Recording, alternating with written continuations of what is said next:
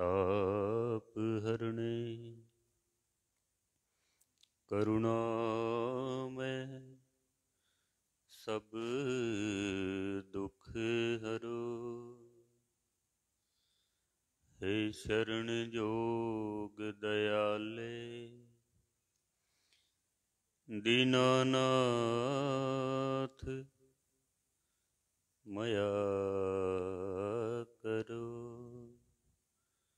शरीर स्वस्थ खीण समय सिमरंत नानक राम दामोदर माधवे।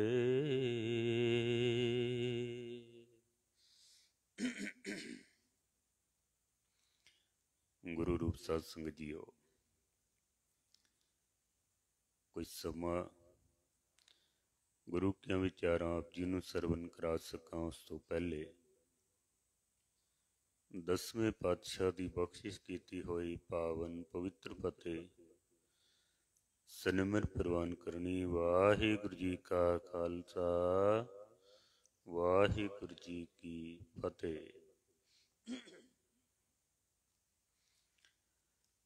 इन्हां दिनां दे विच असी बहुत सारे गुरपुरब मनाए हैं। गुरु नानक सच्चे पातशाह जी का आगमन पुरब भी मनाया है। जन्म साखियां कई तरह दी हैं।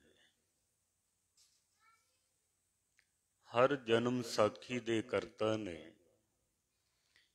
गुरु नानक सच्चे पातशाह जी की आमद नूं अपने ढंग नाल लिखिया है। हर विद्वान अपनी मेहनत करदा है। एक जन्म साखी स्वामी हरिदास जी की है, जिस विच गुरु नानक की आमद नूं ओ इंज लिखदे ने, कहंदे ने संमत 1526 प्रगटे जगत उदाहरण ईस।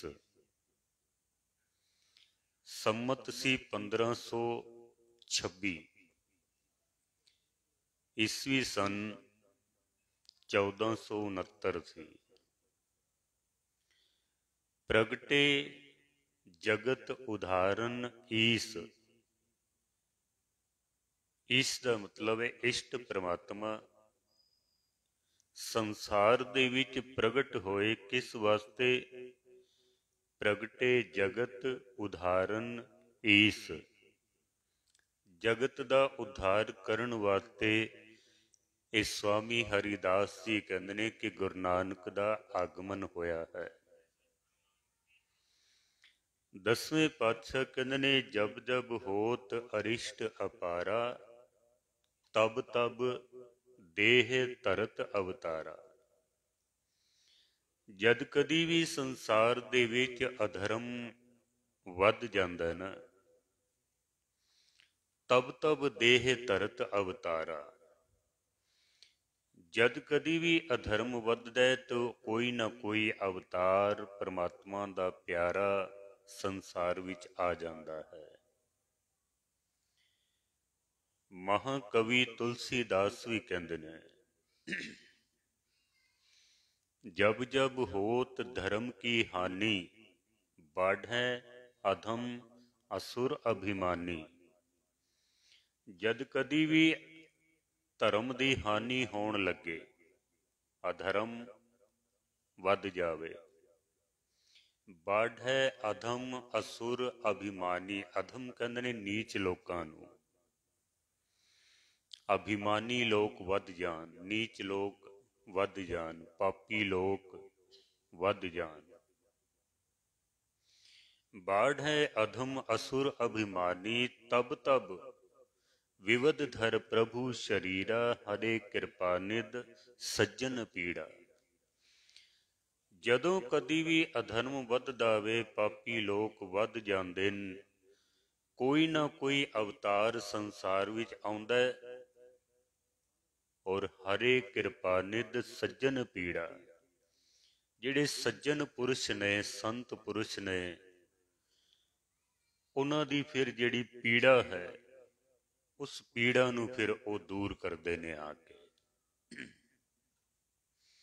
ਸ੍ਰੀ ਕ੍ਰਿਸ਼ਨ ਵੀ ਕਹਿੰਦੇ ਨੇ ਯਦਾ ਯਦਾ ਹੀ ਧਰਮਸਯ ਗਲਾਨਿਰਭਵਤੀ ਭਾਰਤ ਹੈ ਅਭਿਉੱਥਾਨਮ ਅਧਰਮਸਯ ਤਦਾਤਮਾਨਮ ਸਿਰਜਾਮਿਅਹਮ।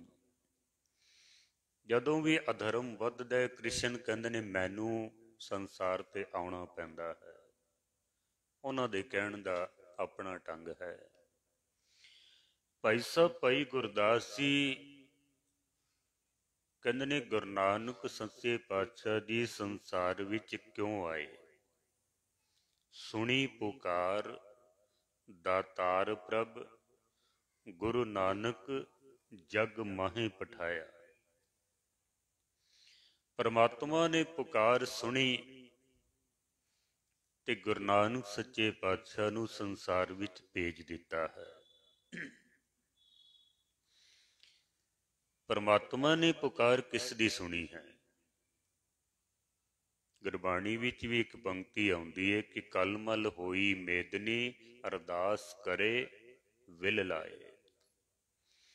ਤੜਫਦਿਆਂ ਹੋਇਆਂ ਧਰਤੀ, ਮੇਦਨੀ ਕਹਿੰਦੇ ਨੇ ਧਰਤੀ ਨੂੰ, ਪੁਕਾਰ ਕਰਦੀ ਹੈ ਕਿਹਦੇ ਅੱਗੋਂ? ਪਰਮਾਤਮਾ ਦੇ ਅੱਗੋਂ। ਜਦ ਇਸ ਧਰਤੀ ਨੇ ਪੁਕਾਰ ਕੀਤੀ ਪ੍ਰਮਾਤਮਾ ਦੇ ਅੱਗੋਂ ਤੇ ਪ੍ਰਮਾਤਮਾ ਨੇ ਪੁੱਛਿਆ ਵੀ ਤੈਨੂੰ ਕੀ ਤਕਲੀਫ ਹੈ?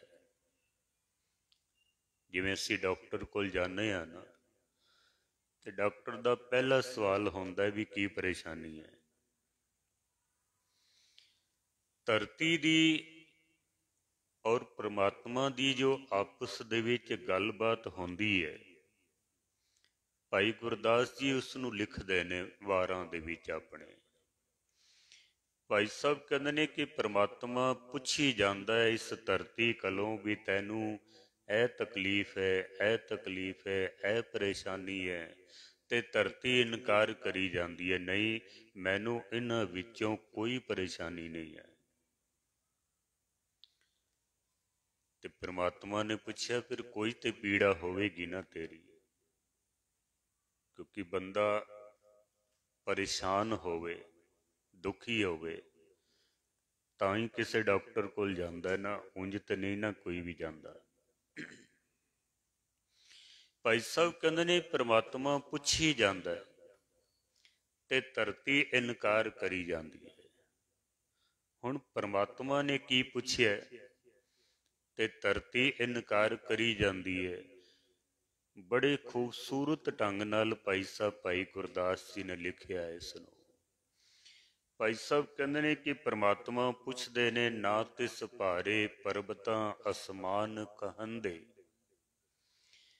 ਜੇ ਤੇਰੇ ਉੱਤੇ ਪਰਬਤਾਂ ਦਾ ਭਾਰ ਹੈ ਤਾਂ ਮੈਂ ਪਰਬਤ ਘੱਟ ਕਰ ਦੇਣਾ ਵਾ।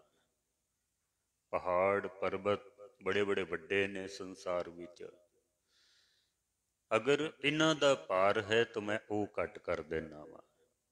ਧਰਤੀ ਕਹਿੰਦੀ ਹੈ ਨਹੀਂ, ਪਹਾੜਾਂ ਦਾ ਭਾਰ ਨਹੀਂ ਹੈ। ਨਾ ਤਿਸ ਭਾਰੇ ਤਰਵਰਾਂ ਫਲ ਸੁਫਲ ਫਲੰਦੇ।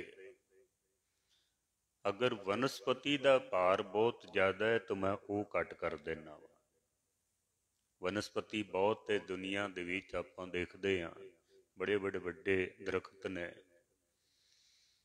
ਕਿਆ ਵਨਸਪਤੀ ਦਾ ਭਾਰ ਹੈ? ਧਰਤੀ ਕਹਿੰਦੀ ਹੈ ਨਹੀਂ, ਇਹ ਵੀ ਭਾਰ ਨਹੀਂ ਹੈ।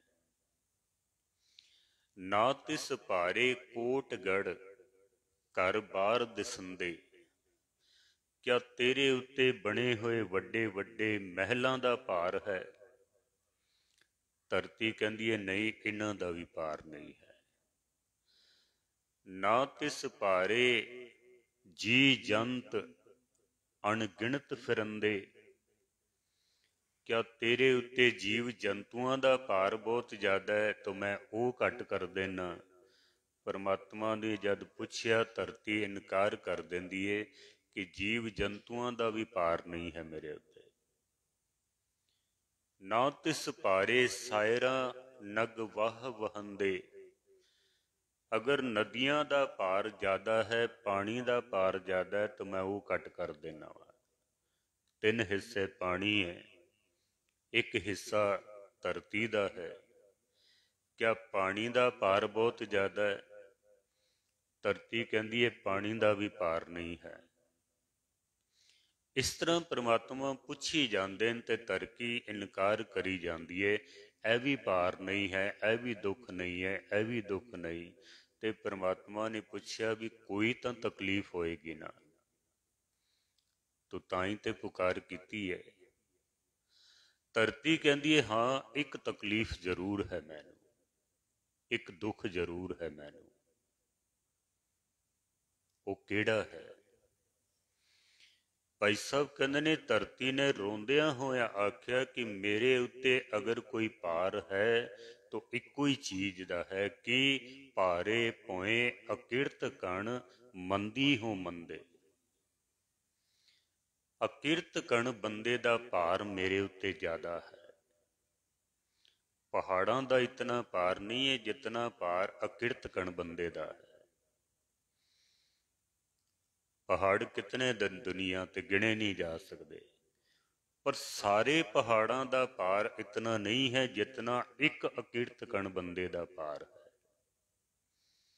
धरती कहती है जदों अकिरत कण बंदा मेरे उत्ते पैर रखदा है ना, तो मेरी छाती सड़ जाती है।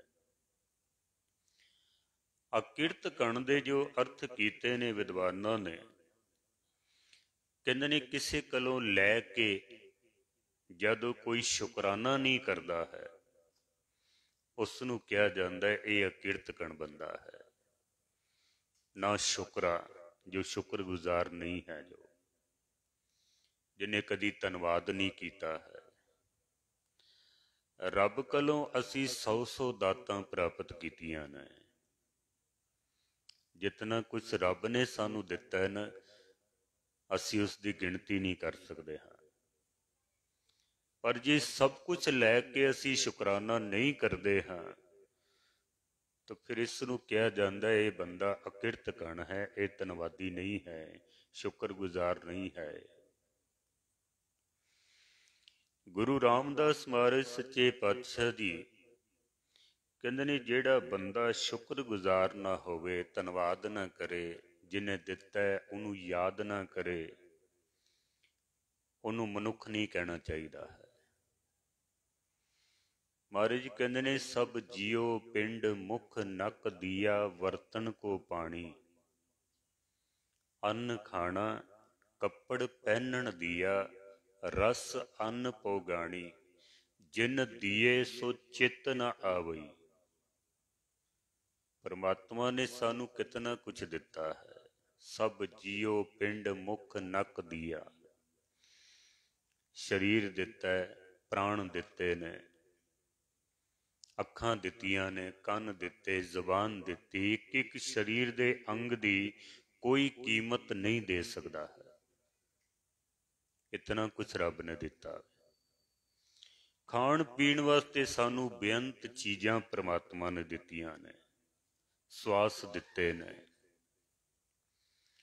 इतना कुछ जिस परमात्मा ने सानू दिता है, अगर असी शुकराना नहीं करते हाँ, तो महाराज जी कहते ने जिन दिए सो चित ना आवी। जिसने दिता है अगर उसनू चेते नहीं करता है।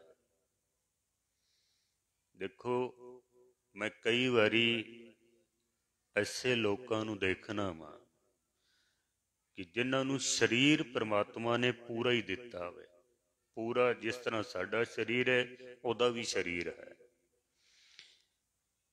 पर मंजे दे उत्ते पए ने एक जिंदा लाश की तरह। शरीर का कोई अंग काम नहीं करता है, शरीर पूरा दिता है रब ने, पर लाश की तरह ने। सानू रब ने शरीर दिता है, साडा शरीर कम भी करता पिया, पूरा कम करता पिया, तो जे फिर भी असी शुकराना नहीं करते हाँ, तो महाराज कहते ने जिन दिए सो चित न आवई, पशु होकर जानी। फिर अपने आप नू तू बंदा ना समझी, फिर तू पशु ही है। तू ਬਾਜ਼ਾਰ ਵਿੱਚ ਕਈ ਪਸ਼ੂ ਘੁੰਮਦੇ ਨੇ, ਤੁਸੀਂ ਉਹਨਾਂ ਦੀ ਜਿਤਨੀ ਮਰਜ਼ੀ ਹੈ ਸੇਵਾ ਕਰ ਦਿਓ, ਮਹਿੰਗੀਆਂ ਤੋਂ ਮਹਿੰਗੀਆਂ ਚੀਜ਼ਾਂ ਉਹਨਾਂ ਨੂੰ ਖਿਲਾ ਦਿਓ, ਕਿਆ ਉਹ ਪਸ਼ੂ ਸਾਡਾ ਸ਼ੁਕਰਾਨਾ ਕਰਦਾ ਹੈ? ਖਾ ਕੇ ਤੁਰ ਜਾਂਦਾ ਵੇ। ਜੇ ਅਸੀਂ ਪ੍ਰਮਾਤਮਾ ਕੋਲੋਂ ਦਾਤਾਂ ਲੈ ਕੇ ਉਹਦਾ ਸ਼ੁਕਰਾਨਾ ਨਹੀਂ ਕੀਤਾ ਹੈ ਤਾਂ ਮਹਾਰਾਜ ਕਹਿੰਦੇ ਨੇ ਫਿਰ ਤੇਰੇ ਵਿੱਚ ਤੇ ਪਸ਼ੂਆਂ ਦੇ ਵਿੱਚ ਕੋਈ ਫਰਕ ਨਹੀਂ ਰਹਿ ਜਾਂਦਾ ਹੈ, ਮਨੁੱਖ ਵਿੱਚ ਔਰ ਪਸ਼ੂ ਦੇ ਵਿੱਚ। ਇਸ ਵਾਸਤੇ ਸਤਿਗੁਰੂ ਕਹਿੰਦੇ ਨੇ ਕਰਤੂਤ ਪਸ਼ੂ ਕੀ ਮਾਨਸ ਜਾਤ, ਕੀ ਹੋਇਆ ਤੇਰਾ ਸਰੀਰ ਮਨੁੱਖਾਂ ਵਾਲਾ ਹੈ, ਕਰਤੂਤਾਂ ਤੇ ਤੇਰੀਆਂ ਪਸ਼ੂਆਂ ਵਾਲੀਆਂ ਹੀ ਨੇ। ਮੈਂ ਹੈਰਾਨ ਹਾਂ, ਗੁਰੂ ਗ੍ਰੰਥ ਸਾਹਿਬ ਮਹਾਰਾਜ ਦੇ ਵਿੱਚ ਤਕਰੀਬਨ 65 ਦੇ ਕਰੀਬ ਜੀਵ ਜੰਤੂਆਂ ਦੇ ਨਾਮ ਆਏ ਨੇ, 65 ਦੇ ਕਰੀਬ। ਔਰ ਦਾਸ ਨੇ ਸਾਰੀ ਕਥਾ ਵੀ ਕੀਤੀ ਹੈ, YouTube ਚੈਨਲ ਦੇ ਉੱਪਰ ਆਪ ਸੁਣ ਸਕਦੇ ਹੋ। ਇੱਕ ਵੀ ਮਿਸਾਲ ਐਸੀ ਨਹੀਂ ਮਿਲਦੀ ਕਿ ਮਨੁੱਖ ਦੀ ਮਿਸਾਲ ਦੇ ਕੇ ਤੇ ਪਸ਼ੂ ਨੂੰ ਸਮਝਾਇਆ ਹੋਵੇ, ਇੱਕ ਵੀ ਮਿਸਾਲ ਨਹੀਂ ਹੈ। ਪਸ਼ੂਆਂ ਦੀਆਂ ਮਿਸਾਲਾਂ ਦੇ ਕੇ ਤੇ ਮਨੁੱਖ ਨੂੰ ਸਮਝਾਇਆ ਮਹਾਰਾਜ ਨੇ, ਪਸ਼ੂਆਂ ਦੀਆਂ ਮਿਸਾਲਾਂ ਤੇ ਸਮਝਾਇਆ ਮਨੁੱਖ ਨੂੰ ਹੈ। ਹੱਦ ਹੋ ਗਈ, ਮਨੁੱਖ ਪਸ਼ੂਆਂ ਤੋਂ ਵੀ ਗਿਆ ਬੀਤਾ ਹੋ ਗਿਆ। ਕਿਧਰੇ ਕਿਧਰੇ ਤੇ ਬਾਬਾ ਫਰੀਦ ਕਹਿੰਦੇ ਨੇ ਕਿ ਫਰੀਦਾ ਬਲਹਾਰੀ ਤਿੰਨ ਪੰਖੀਆਂ, ਜੰਗਲ ਜਿੰਨਾ ਵਾਸ, ਕੱਕਰ ਚੁਗਨ ਥਲ ਵਸਨ, ਰੱਬ ਨਾ ਚੋੜਨ ਪਾਸ। ਮੈਂ ਇਹਨਾਂ ਪੰਛੀਆਂ ਤੋਂ ਬਲਹਾਰ ਜਾਨਾ ਵਾਂ, ਬੰਦਿਆਂ ਤੋਂ ਨਹੀਂ ਕਿਹਾ ਉਹਨਾਂ ਕਿ ਮੈਂ ਬਲਹਾਰ ਜਾਨਾ। ਮਿਸਾਲਾਂ ਪਸ਼ੂਆਂ ਦੀਆਂ ਦਿੱਤੀਆਂ ਨੇ ਤੇ ਸਮਝਾਇਆ ਮਨੁੱਖ ਨੂੰ ਹੈ, ਕਿਉਂ? ਮਨੁੱਖ ਮਨੁੱਖਾਂ ਵਾਲੇ ਕੰਮ ਨਹੀਂ ਕਰਦਾ ਪਿਆ। ਗੁਰੂ ਰਾਮਦਾਸ ਮਹਾਰਾਜ ਤਾਂ ਹੀ ਤਾਂ ਕਹਿ ਰਹੇ ਨੇ ਕਿ ਜਿਨ ਦੀਏ ਸੋ ਚਿੱਤ ਨਾ ਆਵਈ, ਪਸ਼ੂ ਹੋ ਕਰ ਜਾਣੀ। ਜਿਹੜਾ ਲੈ ਕੇ ਸ਼ੁਕਰਾਨਾ ਨਹੀਂ ਕਰਦਾ ਹੈ ਉਸ ਨੂੰ ਕਿਹਾ ਜਾ ਸਕਦਾ ਹੈ ਕਿ ਇਹ ਅਕਿਰਤਕਣ ਬੰਦਾ ਹੈ। ਜੋ ਸਾਨੂੰ ਨਹੀਂ ਮਿਲਿਆ ਹੈ, ਜੋ ਨਹੀਂ ਮਿਲਿਆ ਸਾਨੂੰ, ਅਸੀਂ ਉਸਦੇ 100 ਗਿਲੇ ਰੱਬ ਦੇ ਅੱਗੇ ਕਰਦੇ ਪਏ ਹਾਂ। ਪਰ ਜੋ ਸਾਨੂੰ ਮਿਲ ਚੁੱਕਾ ਵੇ, ਜੋ ਦਿੱਤਾ ਵੇ ਪ੍ਰਮਾਤਮਾ ਨੇ, ਅਸੀਂ ਉਸ ਦਾ ਸ਼ੁਕਰਾਨਾ ਨਹੀਂ ਕਰਦੇ, ਉਹਦਾ ਧੰਨਵਾਦ ਨਹੀਂ ਕਰਦੇ। ਜੋ ਨਹੀਂ ਮਿਲਿਆ ਉਹਦੇ 100 ਗਿਲੇ ਨੇ, ਸ਼ਿਕਵੇ ਨੇ, ਸ਼ਿਕਾਇਤਾਂ ਨੇ। ਹਰ ਬੰਦਾ ਕਹਿ ਰਿਹਾ ਕਿ ਰੱਬ ਨੇ ਸਾਨੂੰ ਦਿੱਤਾ ਹੀ ਕੀ ਹੈ। ਕੋਈ ਕਰੋੜਾਂ ਦੇ ਵਿੱਚ ਇੱਕ ਅੱਧਾ ਕੋਈ ਮਨੁੱਖ ਹੋਵੇ ਜਿਹੜਾ ਆਖੇ ਵੀ ਨਹੀਂ, ਰੱਬ ਨੇ ਜੋ ਦਿੱਤਾ ਹੈ ਉਹ ਮੇਰੇ ਭਾਂਡੇ ਤੋਂ ਵੱਧ ਦਿੱਤਾ ਹੋਵੇ। ਕੋਈ ਇੱਕ ਅੱਧਾ ਬੰਦਾ ਹੋਵੇ, ਕੋਈ ਨਹੀਂ ਤਾਂ ਹਰ ਬੰਦਾ ਗਿਲਾ ਸ਼ਿਕਵਾ ਹੀ ਕਰਦਾ ਪਿਆ ਹੋਵੇ। ਜੋ ਕੁਛ ਰੱਬ ਨੇ ਸਾਨੂੰ ਦੇ ਦਿੱਤਾ ਹੈ ਅਸੀਂ ਉਸ ਦਾ ਸ਼ੁਕਰਾਨਾ ਨਹੀਂ ਕਰਦੇ ਹਾਂ। ਜੋ ਨਹੀਂ ਦਿੱਤਾ ਉਹਦੇ ਵਾਸਤੇ ਅਸੀਂ 100 ਗਿਲੇ ਕਰਦੇ ਹਾਂ। ਮਹਾਰਾਜ ਕਹਿੰਦੇ ਨੇ ਜੋ ਦੇ ਦਿੱਤਾ ਤੈਨੂੰ ਰੱਬ ਨੇ, ਤੂੰ ਪਹਿਲੇ ਉਹਦਾ ਤੇ ਸ਼ੁਕਰਾਨਾ ਕਰਨਾ। ਰੱਬ ਤੈਨੂੰ ਖਾਲੀ ਨਹੀਂ ਰਹਿਣ ਦੇਵੇਗਾ। ਪਰ ਸਾਡੇ ਕੋਲ ਸ਼ੁਕਰਾਨਾ ਨਹੀਂ ਹੈ। ਬੜੀਆਂ ਸੁੰਦਰ ਪੰਕਤੀਆਂ ਨੇ ਇੱਕ ਵਿਦਵਾਨ ਦੀਆਂ, ਕਹਿੰਦਾ ਦਾਂਤ ਟੂਟ ਗਏ ਖੁਦਾ ਕੀ ਨਿਆਮतें ਖਾਤੇ ਖਾਤੇ। ਨਿਆਮतें ਰੱਬ ਦੀਆਂ ਬਖਸ਼ਿਸ਼ਾਂ। दांत टूट गए खुदा की नियामतें खाते खाते, मगर ये जुबान है कि नाशुक्री से बाज नहीं आती। वे रब दियां दित्तियां दातां खांदियां खांदियां शरीर घस जांदा है, दंद टुट जांदे ने, पर ये जुबान है कि कदी रब दा शुकराना नहीं करती है। अकिरत कण बंदा जो लैके शुकराना ना करे। मैं कई बारी अर्ज करदा होना, किसी बंदे दा एक रुमाल डिग पवे ना 10 रुपए दा, कोई चुक के सानू पकड़ा देवे, असी उसदे 4 वारी हथ जोड़ने आ ते उहदा धन्नवाद करने आ, थैंक यू करने आ। तो मेरा रुमाल मैनू पकड़ा दिता वे।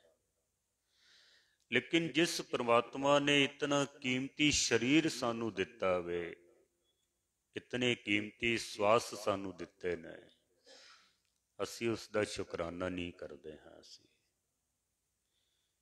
ਧਰਤੀ ਕਹਿੰਦੀ ਏ ਕਿ ਨਾ ਸ਼ੁਕਰਾ ਬੰਦਾ, ਇਹ ਅਕਿਰਤ ਕਣ ਬੰਦਾ, ਜਦ ਮੇਰੀ ਛਾਤੀ ਤੇ ਪੈਰ ਰੱਖਦਾ ਹੈ ਨਾ ਤਾਂ ਮੇਰਾ ਹਿਰਦਾ ਸੜ ਜਾਂਦਾ। ਅਕਿਰਤ ਕਣ ਕਿਤਨਾ ਮਾੜਾ ਹੁੰਦਾ ਵੇ ਬੰਦਾ। ਭਾਈ ਸਾਹਿਬ ਨੇ ਉਸ ਦਾ ਵੀ ਜ਼ਿਕਰ ਕੀਤਾ ਵੇ। ਭਾਈ ਸਾਹਿਬ ਕਹਿੰਦੇ ਨੇ ਕਿ ਮੱਧ ਵਿੱਚ ਰਿੱਧਾ ਪਾਏ ਕੇ ਕੁੱਤੇ ਦਾ ਮਾਸ, ਧਰਿਆ ਮਾਨਸ ਖੋਪੜੀ ਤਿਸ ਮੰਦੀ ਵਾਸ, ਢੱਕ ਲੈ ਚੱਲੀ ਚੂੜੀ ਕਰ ਕੱਜਣ ਤਾਸ। ਭਾਈ ਸਾਹਿਬ ਕਹਿੰਦੇ ਨੇ ਕਿ ਇੱਕ ਮੰਦ ਔਰਤ ਨੇ, ਚੂੜੀ ਨੇ, ਪੰਜਾਬੀ ਵਿੱਚ ਚੂੜੀ ਕਹਿੰਦੇ ਨੇ ਅਸੀਂ, ਜੋ ਬਹੁਤ ਗੰਦਾ ਹੋਵੇ ਉਹਨੂੰ ਕਹਿੰਦੇ ਹਾਂ ਅਸੀਂ ਚੂੜਾ ਹੈ। ਹੁਣ ਇਹ ਸ਼ਬਦ ਨਹੀਂ ਵਰਤੇ ਜਾਂਦੇ, ਮਜਬੂਰਨ ਮੈਨੂੰ ਕਹਿਣਾ ਪੈ ਰਿਹਾ ਸਮਝਾਉਣ ਵਾਸਤੇ। ਇਸ ਮੰਦੀ ਔਰਤ ਨੇ ਕੁੱਤੇ ਦਾ ਮਾਸ ਬਣਾਇਆ ਸ਼ਰਾਬ ਦੇ ਵਿੱਚ, ਤੇ ਰੱਖਿਆ ਕਿੱਥੇ ਵੇ? ਮਨੁੱਖ ਦੀ ਖੋਪੜੀ ਦੇ ਵਿੱਚ। ਭਾਈ ਸਾਹਿਬ ਭਾਈ ਗੁਰਦਾਸ ਜੀ, ਔਰ ਇਹ ਕੱਜ ਕੇ ਉਸ ਨੂੰ, ਕੁੱਤੇ ਦੇ ਮਾਸ ਨੂੰ ਮਨੁੱਖ ਦੀ ਖੋਪੜੀ ਵਿੱਚ ਰੱਖਿਆ ਹੋਇਆ ਹੈ। ਰੱਤੂ ਭਰਿਆ ਕੱਪੜਾ ਕਰ ਕੱਜਣ ਤਾਸ, ਬੜਾ ਇੱਕ ਗੰਦਾ ਕੋਈ ਕੱਪੜਾ ਜੋ ਖੂਨ ਦੇ ਨਾਲ ਲਿਬੜਿਆ ਹੋਇਆ ਹੈ। ਭਾਈ ਸਾਹਿਬ ਕਹਿੰਦੇ ਨੇ ਉਹਦੇ ਨਾਲ ਢੱਕ ਕੇ ਤੇ ਲੈ ਕੇ ਚੱਲੀਏ ਬਾਜ਼ਾਰ ਦੇ ਵਿੱਚੋਂ, ਤੇ ਆਕ ਸੁਣਾਏ ਪੁੱਛਿਆ ਲਾਹੇ ਵਿਸ਼ਵਾਸ। ਤੇ ਕਿਸੇ ਬੰਦੇ ਨੇ ਦੇਖ ਲਿਆ ਵੀ ਇਹ ਪਤਾ ਨਹੀਂ ਕਿਹੜੀ ਚੀਜ਼ ਲੁਕੋ ਕੇ ਲਿਜਾਂਦੀ ਪਈ ਹੈ। ਪੁੱਛੀਏ ਤੇ ਸਹੀ ਵੀ ਆਖਿਰ ਹੈ ਕੀ ਹੈ ਇਹਦੇ ਵਿੱਚ? ਕੱਪੜਾ ਤੇ ਬੜਾ ਗੰਦਾ ਹੈ ਉੱਤੇ। ਭਾਈ ਸਾਹਿਬ ਕਹਿੰਦੇ ਨੇ ਜਦੋਂ ਉਸਨੇ ਪੁੱਛਿਆ ਨਾ, ਮਨੁੱਖ ਨੇ, ਉਸ ਮੰਦੀ ਔਰਤ ਕੋਲੋਂ, ਤੇ ਉਹਨੇ ਦੱਸਿਆ ਵੀ ਮੱਧ ਵਿੱਚ ਰਿੱਧਾ ਪਾਏ ਕੇ ਕੁੱਤੇ ਦਾ ਮਾਸ, ਧਰਿਆ ਮਾਨਸ ਖੋਪੜੀ ਤਿਸ ਮੰਦੀ ਵਾਸ, ਢੱਕ ਲੈ ਚੱਲੀ ਚੂੜੀ ਕਰ ਕੱਜਣ ਤਾਸ, ਆਖ ਸੁਣਾਏ ਪੁੱਛਿਆ ਲਾਹੇ ਵਿਸ਼ਵਾਸ। ਉਹਨੇ ਸਾਰੀ ਗੱਲ ਦੱਸੀ ਵੀ ਕੁੱਤੇ ਦਾ ਮਾਸ ਸ਼ਰਾਬ ਵਿੱਚ ਬਣਾਇਆ, ਮਨੁੱਖ ਦੀ ਖੋਪੜੀ ਦੇ ਵਿੱਚ ਰੱਖਿਆ, ਕੱਪੜੇ ਨਾਲ ਢੱਕ ਕੇ ਲੈ ਚੱਲੀਆਂ। ਕਿਉਂ ਲੈ ਚੱਲੀਆਂ? ਭਾਈ ਸਾਹਿਬ ਕਹਿੰਦੇ ਨੇ ਉਸ ਔਰਤ ਨੇ ਆਖਿਆ ਕਿ ਨਦਰੀ ਪਵੇ ਅਕਿਰਤ ਕਣ, ਮਤ ਹੋਏ ਵਿਨਾਸ਼। ਕਿਧਰੇ ਕਿਸੇ ਅਕਿਰਤ ਕਣ ਬੰਦੇ ਦੀ ਇਹਦੇ ਉੱਤੇ ਨਿਗਾਹ ਨਾ ਪੈ ਜਾਵੇ। ਤਾਂ ਇਹ ਜਿਹੜਾ ਕੁੱਤੇ ਦਾ ਮਾਸ ਹੈ, ਸ਼ਰਾਬ ਵਿੱਚ ਬਣਾਇਆ, ਮਨੁੱਖ ਦੀ ਖੋਪੜੀ 'ਚ ਰੱਖਿਆ ਹੋਇਆ, ਅਗਰ ਕਿਸੇ ਅਕਿਰਤ ਕਣ ਬੰਦੇ ਦੀ ਨਿਗਾਹ ਪੈ ਗਈ ਤਾਂ ਕਹਿੰਦੀ ਇਹ ਸਾਡੇ ਖਾਣ ਦੇ ਲਾਇਕ ਨਹੀਂ ਰਹਿ ਜਾਣਾ ਹੈ। ਅਕਿਰਤ ਕਣ ਬੰਦਾ ਇਤਨਾ ਮਾੜਾ ਹੁੰਦਾ ਹੈ। ਇੱਕ ਵਿਦਵਾਨ ਨੇ ਹੋਰ ਇੱਕ ਹਕਾਇਤ ਲਿਖੀ ਹੈ, ਕਿਸੇ ਘਟਨਾ ਨੂੰ ਕਵਿਤਾ ਦੇ ਵਿੱਚ ਕਲਮਬੰਦ ਕਰ ਦੇਣਾ। ਉਹ ਕਹਿੰਦੇ ਇੱਕ ਸੰਤ ਮਹਾਂਪੁਰਸ਼ ਰੋਜ਼ਾਨਾ ਆਪਣੀ ਕੁਟੀਆਂ ਤੋਂ ਨਿਕਲ ਕੇ ਤੇ ਗੰਗਾ ਤੇ ਜਾਂਦੇ ਸਨ ਇਸ਼ਨਾਨ ਕਰਨ ਵਾਸਤੇ। ਲੰਬਾ ਸਫ਼ਰ ਸੀ। ਰਸਤੇ ਦੇ ਵਿੱਚ ਇੱਕ ਪਿੱਪਲ ਦਾ ਦਰਖਤ ਆਉਂਦਾ, ਜਾਂਦਿਆਂ ਵੀ ਤੇ ਆਉਂਦਿਆਂ ਵੀ ਉੱਥੇ ਬੈਠ ਕੇ ਤੇ ਆਰਾਮ ਕਰਦੇ ਸਨ ਥੋੜੀ ਦੇਰ। ਇਹ ਹਰਾ ਭਰਾ ਪਿੱਪਲ ਦਾ ਦਰਖਤ ਇੱਕ ਦਿਨ ਇਸ ਸੰਤ ਮਹਾਂਪੁਰਸ਼ ਨੇ ਦੇਖਿਆ ਤੇ ਬਿਲਕੁਲ ਸੁੱਕ ਗਿਆ, ਇੱਕ ਵੀ ਪੱਤਾ ਨਹੀਂ ਹੈ ਉਹਦੇ ਵਿੱਚ, ਜਿਵੇਂ ਸਾਰਾ ਉਜੜ ਹੀ ਗਿਆ। ਉਹ ਸੰਤ ਮਹਾਂਪੁਰਸ਼ ਬੜੇ ਚਿੰਤਾਤੁਰ ਹੋਏ ਵੀ ਕੱਲ ਠੀਕ ਸੀ, ਅੱਜ ਕੀ ਹੋ ਗਿਆ ਇੱਕਦਮ, ਵੇਖਣਾ ਚਾਹੀਦਾ ਵੇ। ਜਦ ਉਹਨਾਂ ਨੇ ਨਜ਼ਰ ਮਾਰੀ ਤਾਂ ਕੁਛ ਦਿਖਾਈ ਨਾ ਦਿੱਤਾ। ਦਰਖਤ ਦੀ ਸਭ ਤੋਂ ਉਤਲੀ ਟਾਹਣੀ ਦੇ ਉੱਤੇ ਇੱਕ ਇੱਲ ਦਾ ਆਲਣਾ ਸੀ। ਇੱਲਾਂ ਹੁੰਦੀਆਂ ਨਾ ਜਿਹੜੀਆਂ ਮਾਸ ਖਾਂਦੀਆਂ ਨੇ, ਮੁਰਦਾਰ ਖਾਂਦੀਆਂ ਨੇ, ਉਹਦਾ ਆਲਣਾ ਸੀ ਉੱਤੇ। ਮਹਾਂਪੁਰਸ਼ਾਂ ਨੇ ਸੋਚਿਆ ਵੀ ਦੇਖੀਏ ਸ਼ਾਇਦ ਇਹਦੇ ਵਿੱਚ ਕੁਛ ਹੋਵੇ। ਉੱਪਰ ਚੜ੍ਹ ਕੇ ਜਦੋਂ ਉਸ ਆਲਣੇ ਦੇ ਵਿੱਚ ਨਜ਼ਰ ਮਾਰੀ, ਉਹਦੇ ਵਿੱਚ ਇੱਕ ਹੱਡੀ ਪਈ ਹੋਈ ਸੀ।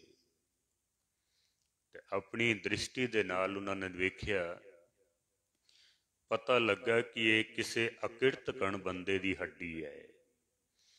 ਜਿਹਨੇ ਸਾਰੀ ਜ਼ਿੰਦਗੀ ਪਰਮੇਸ਼ਰ ਕੋਲੋਂ ਦਾਤਾਂ ਤੇ ਲਈਆਂ ਨੇ, ਪਰ ਕਦੀ ਉਸ ਦਾ ਸ਼ੁਕਰਾਨਾ ਨਹੀਂ ਕੀਤਾ ਹੈ, ਜਿਹਨੇ ਕਦੀ ਸਤ ਸੰਗਤ ਨਹੀਂ ਕੀਤੀ ਹੈ, ਜਿਹਨੇ ਕਦੀ ਸਿਮਰਨ ਨਹੀਂ ਕੀਤਾ ਹੈ, ਇਹ ਉਸ ਅਕਿਰਤ ਕਣ ਬੰਦੇ ਦੀ ਹੱਡੀ ਹੈ। ਸਮਝ ਗਏ ਵੀ ਇਹ ਜਿਹੜਾ ਨੁਕਸਾਨ ਹੋਇਆ ਇਹ ਇਸ ਨੇ ਕੀਤਾ ਵੇ। ਉਸ ਹੱਡੀ ਨੂੰ ਚੁੱਕ ਕੇ ਤੇ ਆਪਣੇ ਕੋਲ ਲਿਆਏ ਕੁਟੀਆ ਦੇ ਵਿੱਚ, ਕਿਸੇ ਹੋਰ ਦਾ ਨੁਕਸਾਨ ਨਾ ਕਰੇ। ਤਾਂ ਕੱਲ ਜਦੋਂ ਇਸ਼ਨਾਨ ਕਰਨ ਜਾਵਾਂਗੇ ਤਾਂ ਇਸ ਨੂੰ ਗੰਗਾ ਵਿੱਚ ਬਹਾ ਦਿਆਂਗੇ। ਇਸ ਹੱਡੀ ਦਾ ਕੁੱਟ ਕੇ ਤੇ ਚੂਰਨ ਬਣਾ ਦਿੱਤਾ, ਪੁੜੀ ਬਣ ਕੇ ਰੱਖ ਦਿੱਤੀ ਵੀ ਕੱਲ ਜਾਵਾਂਗੇ ਗੰਗਾ ਵਿੱਚ ਸੁੱਟ ਦਿਆਂਗੇ ਇਸ ਨੂੰ। ਇਹਨਾਂ ਸੰਤਾਂ ਮਹਾਂਪੁਰਸ਼ਾਂ ਦੇ ਕੋਲ ਰਾਜੇ ਦੀ ਲੜਕੀ ਰੋਜ਼ ਆਉਂਦੀ ਸੀ, ਕੁਛ ਉਪਦੇਸ਼ ਲੈਂਦੀ ਸੀ ਸੰਗਤ ਕਰਕੇ, ਤੇ ਜਦੋਂ ਇਹ ਵਾਪਸ ਜਾਂਦੀ ਹੈ ਤੇ ਸੰਤ ਮਹਾਂਪੁਰਸ਼ ਕੁਛ ਨਾ ਕੁਛ ਪ੍ਰਸ਼ਾਦ ਦਿੰਦੇ ਸਨ ਉਸਨੂੰ। ਅੱਜ ਇਹ ਰਾਜੇ ਦੀ ਲੜਕੀ ਆਈ ਤਾਂ ਕੁਟੀਆ ਦੇ ਵਿੱਚ ਸੰਤ ਮਹਾਂਪੁਰਸ਼ ਮਿਲੇ ਨਹੀਂ, ਉਹ ਕਿਧਰੇ ਸੈਰ ਕਰਨ ਗਏ ਹੋਏ ਸਨ। ਇਹਨੇ ਸੋਚਿਆ ਵੀ ਸੰਤ ਮਹਾਂਪੁਰਸ਼ ਤਾਂ ਹੈ ਨਹੀਂ ਹੈ, ਚਲੋ ਹੋ ਸਕਦਾ ਮੇਰੇ ਵਾਸਤੇ ਕੋਈ ਪ੍ਰਸ਼ਾਦ ਰੱਖ ਗਏ ਹੋਣ। ਜਦ ਉਸਨੇ ਨਜ਼ਰ ਮਾਰੀ, ਉਹ ਜਿਹੜੀ ਹੱਡੀ ਪੀਸ ਕੇ ਚੂਰਨ ਬਣਾਇਆ ਸੀ ਨਾ, ਇਸ ਬੱਚੀ ਦੀ ਨਜ਼ਰ ਪੈ ਗਈ ਉਸ ਹੱਡੀ ਦੇ ਉੱਤੇ। ਪੁੜੀ ਖੋਲ ਕੇ ਉਸਨੇ ਚੁਟਕੀ ਭਰ ਕੇ ਆਪਣੇ ਮੂੰਹ ਵਿੱਚ ਪਾ ਲਈ ਹੈ। ਕਹਿੰਦੇ ਨੇ ਇਸ ਬੱਚੀ ਨੂੰ ਕਲੰਕ ਲੱਗ ਗਿਆ ਹੈ। ਰਾਜੇ ਨੂੰ ਜਦੋਂ ਪਤਾ ਲੱਗਾ ਕਿ ਮੇਰੀ ਬੱਚੀ ਹੈ, ਸੰਤਾਂ ਮਹਾਂਪੁਰਸ਼ਾਂ ਤੋਂ ਇਲਾਵਾ ਕਿਧਰੇ ਜਾਂਦੀ ਨਹੀਂ ਔਰ ਇਸ ਨੂੰ ਇਹ ਕਲੰਕ ਲੱਗ ਗਿਆ ਵੇ, ਉਹਨੇ ਸੰਤਾਂ ਨੂੰ ਆਪਣੇ ਦਰਬਾਰ ਵਿੱਚ ਬੁਲਾ ਲਿਆ। ਇੱਕ ਨਹੀਂ ਸੁਣੀ ਔਰ ਉਸ ਸੰਤ ਨੂੰ ਮੌਤ ਦੀ ਸਜ਼ਾ ਦੇ ਦਿੱਤੀ। ਸੰਤ ਨੂੰ ਮੌਤ ਦੀ ਸਜ਼ਾ ਦੇਣ ਕਰਕੇ ਕੁਝ ਸਮੇਂ ਬਾਅਦ ਇਹ ਸਾਰਾ ਰਾਜ ਨਸ਼ਟ ਹੋ ਗਿਆ। ਹੁਣ ਉਹ ਲਿਖਦਾ ਹੈ, ਕਹਿੰਦੇ ਅਕਿਰਤ ਕਣ ਕੀ ਅਸਤੀ ਸੇ ਪੀਪਲ ਸੂਕਿਓ, ਕੰਨਿਆ ਕਲੰਕਿਤ ਰਾਜ ਨਸ਼ਟ 32 ਕੁਲੱਖਣ। ਅਕਿਰਤ ਕਣ ਬੰਦੇ ਦੇ ਵਿੱਚ 32 ਕੁਲੱਖਣ ਹੁੰਦੇ ਨੇ, ਉਹਦੇ ਵਿੱਚ ਕੋਈ ਗੁਣ ਹੀ ਨਹੀਂ ਹੁੰਦਾ। ਆਮ ਕਰਕੇ 32 ਗੁਣ ਗਿਣੇ ਜਾਂਦੇ ਨੇ, ਪਰ ਜਿਹੜਾ ਅਕਿਰਤ ਕਣ ਹੈ, ਕਹਿੰਦਾ ਵੀ ਇਤਨਾ ਮਾੜਾ ਹੈ ਵੀ ਉਹਦੀ ਇੱਕ ਹੱਡੀ ਨੇ ਇਤਨਾ ਨੁਕਸਾਨ ਕੀਤਾ। ਪਿੱਪਲ ਦਾ ਦਰਖਤ ਸੁੱਕ ਗਿਆ, ਕੰਨਿਆ ਕਲੰਕਿਤ ਹੋ ਗਈ, ਸੰਤ ਨੂੰ ਮੌਤ ਦੀ ਸਜ਼ਾ ਮਿਲ ਗਈ, ਸਾਰਾ ਰਾਜ ਨਸ਼ਟ ਹੋ ਗਿਆ ਵੇ। ਇੱਕ ਹੱਡੀ ਇਤਨਾ ਨੁਕਸਾਨ ਕਰ ਸਕਦੀ ਹੈ, ਤੇ ਜਿਹੜਾ ਪੂਰਾ ਦਾ ਪੂਰਾ ਅਕਿਰਤ ਕਣ ਬੰਦਾ ਘੁੰਮਦਾ ਪਿਆ ਵੇ, ਉਹ ਕਿਤਨਾ ਨੁਕਸਾਨ ਕਰਦਾ ਹੋਵੇਗਾ।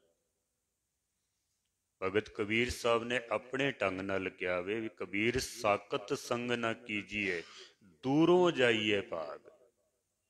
ਵੀ ਕੋਈ ਐਸਾ ਬੰਦਾ ਜਿਹਨੇ ਕਦੀ ਸਤ ਸੰਗਤ ਨਹੀਂ ਕੀਤੀ ਹੈ, ਦੂਰੋਂ ਹੀ ਜਾਈਏ ਭਾਗ, ਉਹਦੇ ਨੇੜੇ ਨਾ ਜਾਈ। ਕਿਉਂ? ਆਪ ਤਾਂ ਬਰਬਾਦ ਹੈ ਹੀ ਸਹੀ, ਉਹ ਤੈਨੂੰ ਹੀ ਬਰਬਾਦ ਕਰ ਦੇਗਾ। ਧਰਤੀ ਕਹਿੰਦੀ ਹੈ ਕਿ ਇਸ ਤਰ੍ਹਾਂ ਦਾ ਅਕਿਰਤ ਕਣ ਬੰਦਾ ਜਦ ਮੇਰੀ ਛਾਤੀ ਦੇ ਉੱਤੇ ਪੈਰ ਰੱਖਦਾ ਹੈ ਨਾ, ਤਾਂ ਮੇਰੀ ਛਾਤੀ ਸੜ ਜਾਂਦੀ ਹੈ ਫਿਰ। ਤੇ ਪ੍ਰਮਾਤਮਾ ਨੇ ਆਖਿਆ ਕਿ ਪਹਿਲਾਂ ਇੱਕ ਰਾਵਣ ਸੀ, ਉਸ ਨੂੰ ਮਾਰ ਦਿੱਤਾ ਤਾਂ ਗੱਲ ਖਤਮ ਹੋ ਗਈ ਸੀ। ਇੱਕ ਕੰਸ ਸੀ, ਮਾਰ ਦਿੱਤਾ, ਗੱਲ ਖਤਮ ਹੋ ਗਈ ਸੀ। ਇੱਕ ਦੁਰਯੋਧਨ ਸੀ, ਦੁਸ਼ਟ, ਮਾਰ ਦਿੱਤਾ, ਗੱਲ ਖਤਮ ਹੋ ਗਈ ਹੈ। ਪਰਮਾਤਮਾ ਕਹਿੰਦੇ ਨੇ ਹੁਣ ਤੇ ਘਰ ਘਰ ਦੇ ਵਿੱਚ ਰਾਵਣ ਬੈਠੇ ਹੋਏ ਨੇ, ਘਰ ਘਰ ਦੇ ਵਿੱਚ ਅਕਿਰਤ ਕਣ ਬੈਠੇ ਹੋਏ ਨੇ।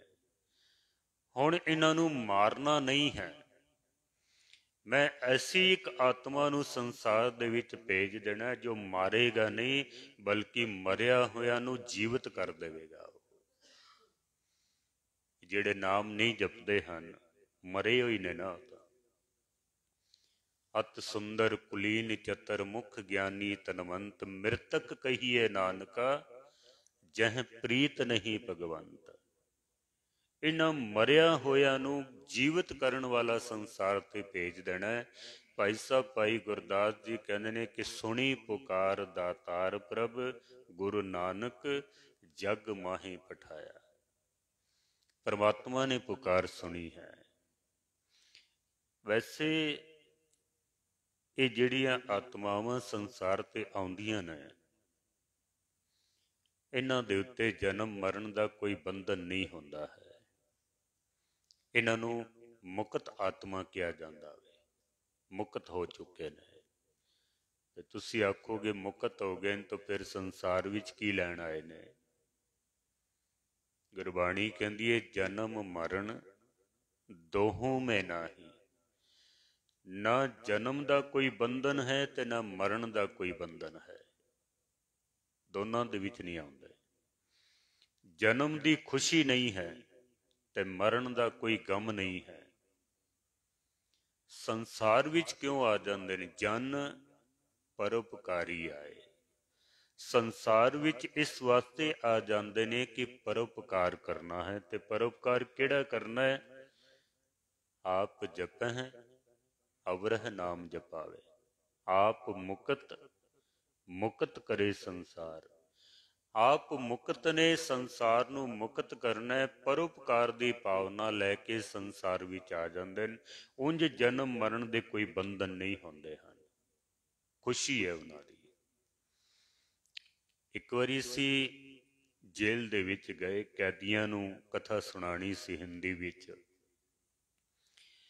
ਉੱਥੇ ਮੈਂ ਦੇਖਿਆ ਵੀ ਜੇਲਰ ਜਿਹੜਾ ਹੈ ਉਹ ਵੀ ਜੇਲ੍ਹ ਦੇ ਅੰਦਰ ਬੈਠਾ ਹੋਇਆ ਹੈ, ਬਾਹਰੋਂ ਦਰਵਾਜ਼ੇ ਬੰਦ ਨੇ, ਅੰਦਰ ਬੈਠਾ ਹੋਇਆ।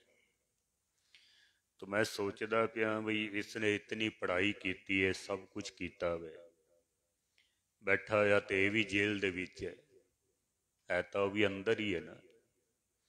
ਕੈਦੀ ਵੀ ਜੇਲ੍ਹ ਵਿੱਚ ਨੇ, ਇਹ ਵੀ ਜੇਲ੍ਹ ਦੇ ਵਿੱਚ ਬੈਠਾ ਹੋਇਆ।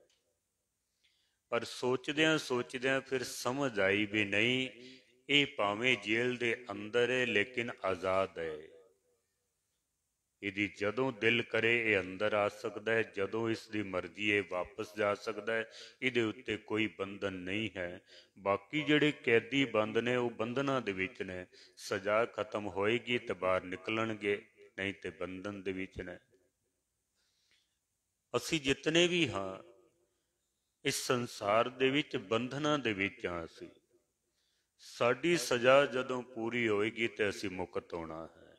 ਲੇਕਿਨ ਇਸ ਤਰ੍ਹਾਂ ਦੀਆਂ ਜਿਹੜੀਆਂ ਆਤਮਾਵਾਂ ਨੇ ਇਹ ਮੁਕਤ ਆਤਮਾਵਾਂ ਹਨ, ਇਹਨਾਂ ਦੇ ਉੱਤੇ ਕੋਈ ਬੰਧਨ ਨਹੀਂ ਹੁੰਦਾ ਹੈ। ਇਹ ਜਦੋਂ ਦਿਲ ਕਰਦਾ ਆ ਜਾਂਦੇ ਨੇ, ਜਦੋਂ ਦਿਲ ਕਰਦਾ ਵਾਪਸ ਚਲੇ ਜਾਂਦੇ ਨੇ। ਪਰਉਪਕਾਰ ਦੀ ਅੰਦਰ ਭਾਵਨਾ ਹੁੰਦੀ ਹੈ। ਤੇ ਪਰਉਪਕਾਰ ਕਿਹੜਾ ਕਰਨਾ ਹੈ? ਜੀ ਦਾਨ ਦੇ ਭਗਤੀ ਲਾਇਨ ਹਰਸਿਓ ਲੈਨ ਮਿਲਾਏ। ਆਪਣਾ ਸਾਰਾ ਜੀਵਨ ਮਨੁੱਖਤਾ ਦੇ ਭਲੇ ਵਾਸਤੇ ਖਰਚ ਕਰਕੇ ਤੇ ਹਰਸਿਓ ਲੈਨ ਮਿਲਾਏ। ਆਪ ਮਿਲੇ ਹੋਏ ਨੇ ਤੇ ਸੰਸਾਰ ਨੂੰ ਮਿਲਾਉਣਾ ਹੈ। ਅਖਬਾਰ ਦੇ ਵਿੱਚ ਇੱਕ ਦਿਨ ਮੈਂ ਗਾਥਾ ਪੜ੍ਹੀ ਸੀ ਵੀ ਅਵਤਾਰ ਸੰਸਾਰ ਤੇ ਕਿਉਂ ਆਉਂਦੇ ਨੇ। ਭਾਈ ਕਾਨ੍ਹ ਸਿੰਘ ਜੀ ਨਾਭਾ ਨੇ ਜੋ ਅਰਥ ਕੀਤੇ ਨਾ, ਅਵਤਾਰ ਕਿਸ ਨੂੰ ਕਹਿੰਦੇ ਨੇ? ਅਵਤਾਰ ਅਵਤਰਨ ਕਰਨਾ। ਕੋਈ ਮੁਕਤ ਆਤਮਾ ਜਗਤ ਦੇ ਭਲੇ ਵਾਸਤੇ ਅਰਸ਼ਾਂ ਤੋਂ ਜਦੋਂ ਫਰਸ਼ਾਂ ਦੇ ਉੱਤੇ ਆ ਜਾਂਦੀ ਹੈ, ਉਸ ਨੂੰ ਅਵਤਾਰ ਕਿਹਾ ਜਾਂਦਾ ਹੈ।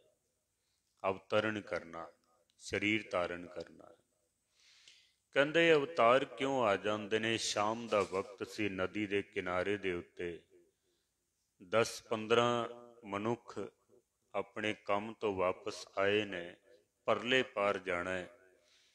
ਤੇ ਪਤਾ ਲੱਗਾ ਵੀ ਜਿਹੜੀ ਆਖਰੀ ਬੇੜੀ ਜਾਣੀ ਸੀ ਨਾ, ਉਹ ਚਲੀ ਗਈ ਹੈ। ਹੁਣ ਕੋਈ ਸਾਧਨ ਨਹੀਂ ਹੈ। ਬੜੇ ਚਿੰਤਾਤੁਰ ਹੋਏ। ਸ਼ਾਮ ਦਾ ਵਕਤ ਹੈ, ਘਰ ਜਾਣਾ ਹੈ, ਕਿਵੇਂ ਪਹੁੰਚਾਂਗੇ? ਜੰਗਲੀ ਜਾਨਵਰਾਂ ਦਾ ਵੀ ਖਤਰਾ ਹੈ। ਪਰਿਵਾਰ ਵਾਲੇ ਉਡੀਕਦੇ ਪਏ ਨੇ। ਕਹਿੰਦੇ ਨੇ ਸਾਰੇ ਰੋਣ ਲੱਗ ਪਏ ਨੇ ਵੀ ਹੁਣ ਕਿਵੇਂ ਘਰ ਪਹੁੰਚਾਂਗੇ ਅਸੀਂ। ਇਹਨਾਂ ਦੇ ਵਿੱਚ ਇੱਕ ਸਿਆਣਾ ਬੰਦਾ ਸੀ, ਉਹਨੇ ਆਖਿਆ ਵੀ ਰੋਣ ਨਾਲ ਕੁਛ ਨਹੀਂ ਹੋਣਾ। ਜਿਹੜੀ ਆਖਰੀ ਬੇੜੀ ਗਈ ਹੈ ਨਾ, ਅਜੇ ਰਸਤੇ ਦੇ ਵਿੱਚ ਹੈ। ਅਗਰ ਅਸੀਂ ਸਾਰੇ ਮਿਲ ਕੇ ਉਸ ਨੂੰ ਪੁਕਾਰ ਕਰੀਏ, ਹੋ ਸਕਦਾ ਹੈ ਉਸ ਨੂੰ ਤਰਸ ਆ ਜਾਏ ਤੇ ਉਹ ਵਾਪਸ ਆ ਜਾਵੇ। ਕਹਿੰਦੇ ਨੇ ਇਹਨਾਂ ਸਾਰੇ ਮਨੁੱਖਾਂ ਨੇ ਇਤਨੇ ਪਿਆਰ ਨਾਲ ਉਸ ਬੇੜੀ ਵਾਲੇ ਨੂੰ ਆਵਾਜ਼ ਮਾਰੀ ਕਿ ਉਸ ਨੂੰ ਤਰਸ ਆ ਗਿਆ ਹੈ। ਉਹਨੇ ਆਖਿਆ ਮੇਰੇ ਕੋਲ ਬੇੜੀ ਹੈ, ਮੈਂ ਜਾ ਸਕਣਾ ਤੇ ਆ ਸਕਣਾ, ਮੇਰੇ ਉੱਤੇ ਕੋਈ ਬੰਧਨ ਨਹੀਂ ਹੈ। ਕਿਉਂ ਨਾ ਮੈਂ ਇਹਨਾਂ ਸਾਰਿਆਂ ਨੂੰ ਆਪਣੇ ਨਾਲ ਪਰਲੇ ਪਾਰ ਲੈ ਚੱਲਾਂ। ਇਹਨੂੰ ਤਰਸ ਆ ਗਿਆ, ਬੇੜੀ ਲੈ ਕੇ ਵਾਪਸ ਆਇਆ, ਸਾਰਿਆਂ ਨੂੰ ਆਪਣੀ ਬੇੜੀ ਵਿੱਚ ਬਿਠਾ ਕੇ ਤੇ ਪਰਲੇ ਪਾਰ ਲੈ ਗਿਆ। ਕਹਿੰਦੇ ਅਵਤਾਰਾਂ ਦਾ ਆਉਣਾ ਬਸ ਇਸੇ ਵਾਸਤੇ ਹੁੰਦਾ ਹੈ ਕਿ ਉਹ ਪ੍ਰਮਾਤਮਾ ਦੇ ਨਾਮ ਦਾ ਜਹਾਜ਼ ਲੈ ਕੇ ਸੰਸਾਰ ਵਿੱਚ ਆਉਂਦੇ ਨੇ ਤੇ ਲੋਕਾਂ ਨੂੰ ਬਿਠਾ ਕੇ ਤੇ ਪ੍ਰਮਾਤਮਾ ਤੱਕ ਲੈ ਜਾਂਦੇ ਹਨ। ਆਪਾਂ ਰੋਜ਼ ਪੜ੍ਹਦੇ ਹਾਂ ਨਾ, ਵਾਹਿਗੁਰੂ ਨਾਮ ਜਹਾਜ਼ ਹੈ, ਚੜੇ ਸੋ ਉਤਰੇ ਪਾਰ।